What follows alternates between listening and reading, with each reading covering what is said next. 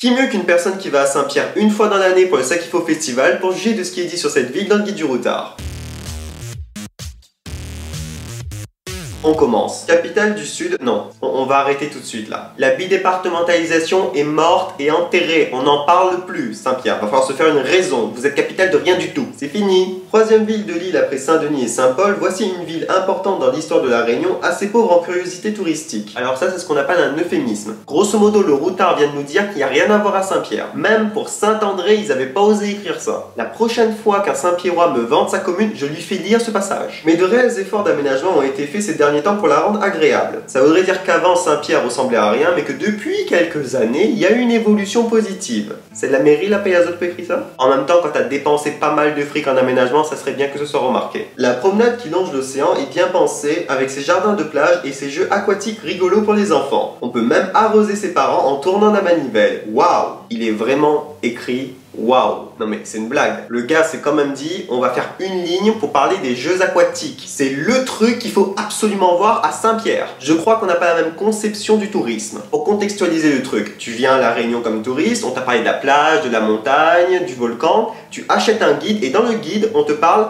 des jeux d'eau pour enfants. Paye ton sens des priorités. C'est 14 € le guide touristique quand même. On y vient pique-niquer en famille avant d'aller piquer une tête ou bronzer sur la très longue plage. On connaît très bien le principe du jardin sur la plage à Saint-Pierre. Grosso modo, il y a deux catégories de personnes. Le ban de ma tante assis sur une chaise dans le parc à fait la fait et le ban des oreilles en train de cuire sur la plage galée. La ségrégation à Saint-Pierre se fait naturellement. Oui, c'est dégueulasse ce que je dis, mais à Saint-Denis, on n'a pas ça, nous. Tout simplement parce qu'on n'a pas de plage. Ce que je trouve génial, moi, dans ce parc, c'est le gazon artificiel. On est sur une île tropicale où la nature explose de partout, mais dans le parc de Saint-Pierre, on a du gazon en plastique. En même temps, il évite d'avoir fourmis rouges. Vous le constaterez vite, les gens du Sud ont l'accueil plus chaleureux et la vie plus douce qu'ailleurs. Comment on est censé prendre ça? Ça voudrait dire que les gens du Nord, c'est de moune en graines? Cher guide du routard, c'est pas parce qu'ils ont un accent chantant qu'ils sont forcément plus sympathiques, hein. Parce qu'ils peuvent aussi vous chanter un chapelet d'insultes sans que vous compreniez. Plus sympathique qu'ailleurs, qu'est-ce qu'il faut pas lire? Le centre-ville est quadrillé comme une petite cité coloniale avec des avenues et des rues se croisant à angle droit de bas en haut. C'est pratique comme une ville américaine et convivial comme une ville tropicale. Ça s'appelle un aménagement en damier. Il y a la même chose à Saint-Paul et à Saint-Denis. Qu'est-ce qu'on apprend de plus là? Tant qu'à faire, précise aussi qu'il y a des immeubles, des maisons, des rues, des commerces, un hôtel de ville. Waouh! La plupart des rues aboutissent à un long boulevard animé longeant l'océan Indien. On en profite surtout la nuit. Là, c'est encore un euphémisme pour parler du bordel qu'il y a sur le front de mer à Saint-Pierre le samedi soir. Tu connais un petit cagnard roulant en scooter là? Bon d'accord, j'exagère un peu, il y a des gens bien sur le front de mer de Saint-Pierre la nuit. Des gens qui attendent devant l'entrée des boîtes de nuit par exemple. Et qui jouent au concours de la chemise la plus serrée et de la robe la plus courte. Oui, je déteste le m'as-tu vu en boîte de nuit. Oui, il fallait que j'en parle. Et oui, c'est la seule vidéo où je pouvais le faire. Parce que moi, tu vois, vu comment je suis habillé, je ne peux pas rentrer en boîte de nuit. Ça, c'est mon maximum. À Saint-Pierre, on trouve aussi un charmant port de pêche, un cimetière passionnant, plusieurs temples tamouls, une mosquée, des églises, un intéressant marché couvert, un marché pittoresque le samedi matin et un port de plaisance aménagé pour le plaisir des promeneurs. Là, tu vois, le gars qui parlait tout à l'heure des jeux d'eau pour enfants s'est rendu compte de sa connerie. Il a pas parlé du tout des trucs à voir à Saint-Pierre. Du coup, il nous fait une liste expéditive. Paye ton travail de journaliste. Un temple tamoul, ok. Une mosquée, d'accord. Une église, parfait. Bon, il y en a partout, ça, à La Réunion. Un marché couvert, comme le grand marché de Saint-Denis, si tu veux t'acheter un souvenir de La Réunion made in Madagascar. Mais c'est quoi le truc en plus de Saint-Pierre? Le truc qu'il y a dans cette commune qui ne se visite pas ailleurs? Alors, dans la catégorie à voir, à faire, le cimetière.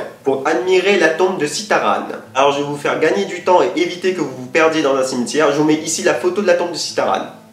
Voilà. C'est cadeau. En fin de compte, une ville animée et plaisante où le brassage des ethnies et des couleurs semble plus effectif qu'ailleurs. Où le mélange des couleurs est plus effectif qu'ailleurs. Ok pour Saint-Joseph et la plaine des Palmistes, mais les autres villes de La Réunion sont métissées, faut peut-être pas déconner là. Saint-Pierre est de toute façon un passage obligé d'une côte à l'autre et la porte d'accès aux plaines et aux volcans. Alors étant une personne de l'Est, pour moi le volcan, on y a accès par Saint-Benoît et la plaine des Palmistes. Il y a deux écoles à La Réunion. N'hésitez pas à y dormir quelques nuits. De plus, à l'aéroport, on peut y arriver directement de métropole ou de l'île Maurice. Alors, de métropole, ça c'était avant. Mais je ne préfère pas rentrer dans le débat pour savoir s'il faut développer ou non l'aéroport Pierrefonds. J'ai peur de me faire brûler vif par des élus qui regrettent le projet de bidépartementalisation. Il y a quand même une info qui n'est pas mentionnée dans le guide du routard. C'est que la maternité de Saint-Pierre a produit des Réunionnais très célèbres. Jackson Richardson, Valérie Beg ou encore Dimitri Payet. Grosso modo, pour devenir riche et célèbre, il fallait naître à Saint-Pierre. Alors, étant né à Saint-André, je pars avec un gros handicap.